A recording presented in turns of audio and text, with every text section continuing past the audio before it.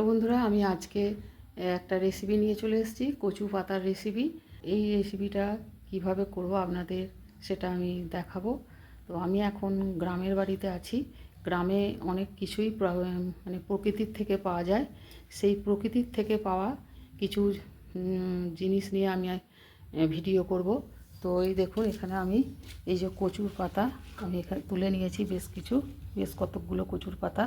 এগুলো ভালো করে মানে ধুয়ে নিয়েছি। আমাদের এখানে তো পুকুর আছে, পুকুরের থেকে ভালো করে ধুয়ে এনেছি, তারপর কলের জল দিয়ে ভালো করে ধুয়ে নিয়েছি।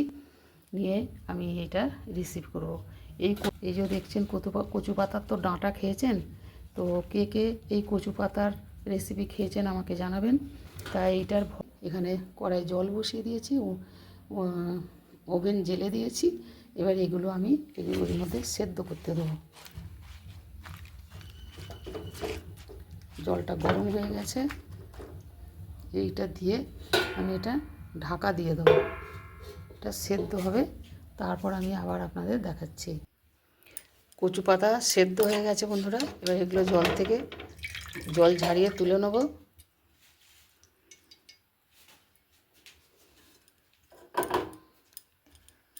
কচু পাতাটাকে সেদ্ধ করে নিলাম।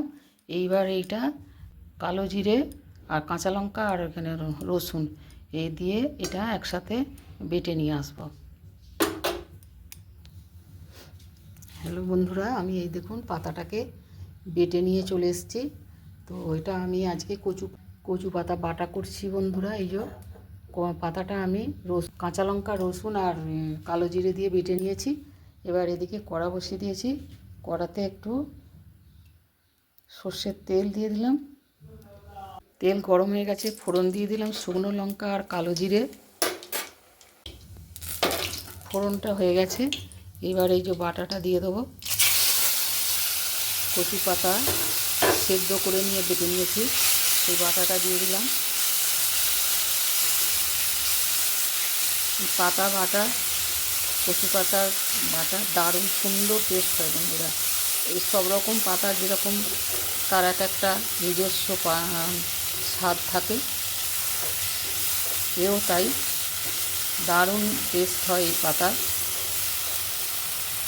এইভাবে এটাকে ভালো করে নেড়ে চেড়ে এটাকে ভাজবো, জলটা শুকনো করব বন্ধুরা। এই কচুর পাতা একটু এটা হচ্ছে চুলকানো, কুটকুটে চুলকানো জাতের জিনিস। তো এমনিতে এতে চুলকাবে না পাতাগুলো, তবুও কোনো পাতায় তো হতে পারে।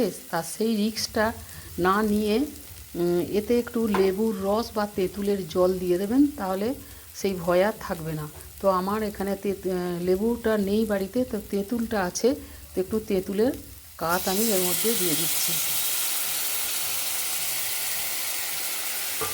এতে হালকা হালকা একটা টক ভাব থাকে, টেস্টটা ভালোই হয়। এবার এর মধ্যে স্বাদ মতো লবণ দিয়ে দেবো। লবণ দিয়ে দিলাম। পাতা বাটা এই দেখুন হয়ে গেছে, ভালো করে নেড়েছে। এই সব জল এর থেকে হয়ে গেছে, ডেলা ডেলা হয়ে আসছে। এবার এটাকে তুলে নেব। গ্যাস অফ করে দিলাম। এই পাতা বাটা, যে কোনো পাতা বাটাই খুব সুন্দর লাগে, তো এই কচুর পাতা বাটাও খেতে অসাধারণ লাগে বন্ধুরা। এই দিয়েই আপনার গরম গরম ভাত এক থালা খাওয়া হয়ে যাবে, আর কোনো তরকারিরই প্রয়োজন হবে না। তো এগুলো শহরের দিকে এগুলো কিনে খেতে হয়। আমি যখন হাওড়ায় থাকি তখন আমাকে কিনে খেতে হয়, কিনে এইসব করতে হয়, কিন্তু এখানেতে কিনতে হয় না, প্রকৃতির থেকে এগুলো পাওয়া যায়। অসাধারণ টেস্ট হয়েছে বন্ধুরা, এত সুন্দর খেতে হয়েছে, আপনারা না খেলে বুঝতে পারবেন না। একবার হলেও আপনারা এটা খেয়ে দেখবেন, যে এই দিয়েই আপনাদের ভাত খাওয়া হয়ে যাবে। কেমন লাগলো অবশ্যই জানাবেন, আর ভালো লাগলে লাইক শেয়ার কমেন্ট করবেন।